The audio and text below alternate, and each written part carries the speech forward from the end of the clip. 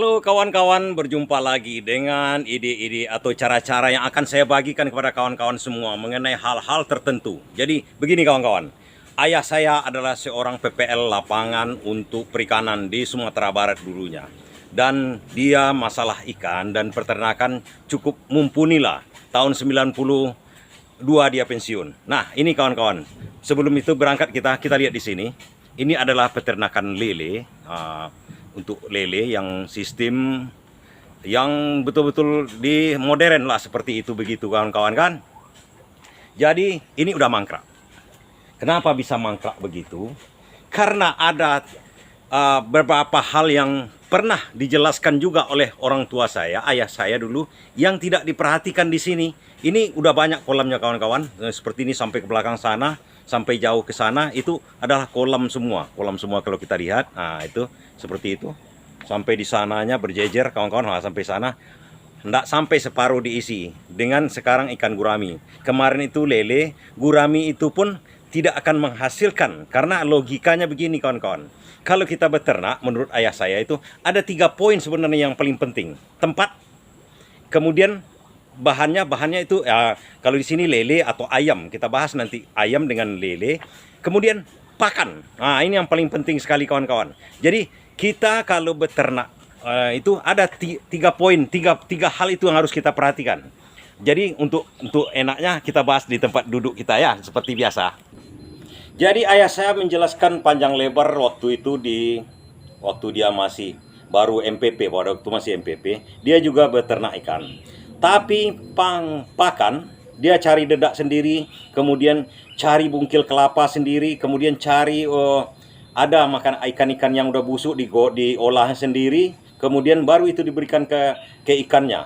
Saya bilang waktu itu, kenapa tidak dibeli aja makanan yang diproduksi pabrik? Nah, di situ mulai dia bertanya sama saya, kenapa harus makanan pabrik sementara ini tersedia? Waktu itu jawabannya kepada saya. Nah, menurut saya waktu itu saya udah tamat kuliah juga. Kemudian saya bilang, karena udah sok-sok jagoan kuliah, saya bilangi, dan makanan pabrik itu 1 kilo itu bisa menghasilkan 1 kilo juga untuk ikannya. Impossible katanya kan. Kamu bayangkan sendiri. Apakah masuk akal itu katanya. Dia cuma menanyakan hal itu sambil tersenyum kepada saya. Nah, kali ini kita bahas kawan-kawan. Yang tadi itu sudah sempat juga saya bilangi kemarin itu, tidak akan mungkin pakan segitu bisa menghasilkan jangankan 50% dari berat pakan menjadi 100% berat pakan, misalnya 1 kilo pakan menjadi setengah kilo ikan. Itu pernah saya bilangi kepada yang di sini. Itu impossible juga, apalagi 1 kilo menjadi 1 kilo. Karena begini kawan-kawan, kalau kita memberi makan ikan, nah contohnya ini dari segi ekonomis dulu, dari segi ekonomis lele ini. Lele ini dijual ke pasaran, ke pengepul, itu 15.000. 15.000 per kilo. Sementara membeli bibitnya, kita dikeluarkan membeli bibit dulu, tidak usah kita membeli bibit. Sekilo 15.000. Sementara saat ini harga makanan itu adalah 10.000 sekilo. Nah, kalau kita berikan makanan 1,5 kilo, kan 15.000 modalnya itu. Kemudian apakah bisa menjadi ikan 1,5 kilo juga? Jadi beratnya itu tidak mungkin kawan-kawan. Paling-paling dari 1 kilo pakan bisa menjadi cuma 2 on, artinya 20%. 20%. Jadi butuh makanan yang lebih banyak. Makanya ayah saya bilang begitu. Kalau beternak, memelihara ikan, ayam, dan sifatnya yang hidup, katanya seperti yang ikan lah yang kita contohkan, atau ayam.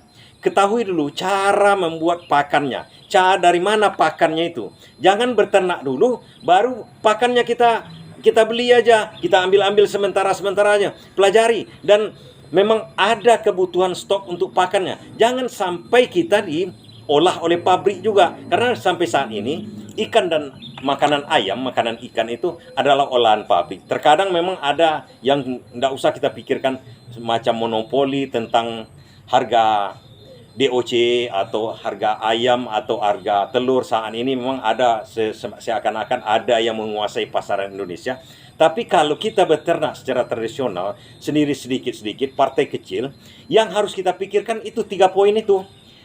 1, tempat udah ada, oke. Kemudian pakan yang paling perlu dulu. Pakan dari ternak kita itu.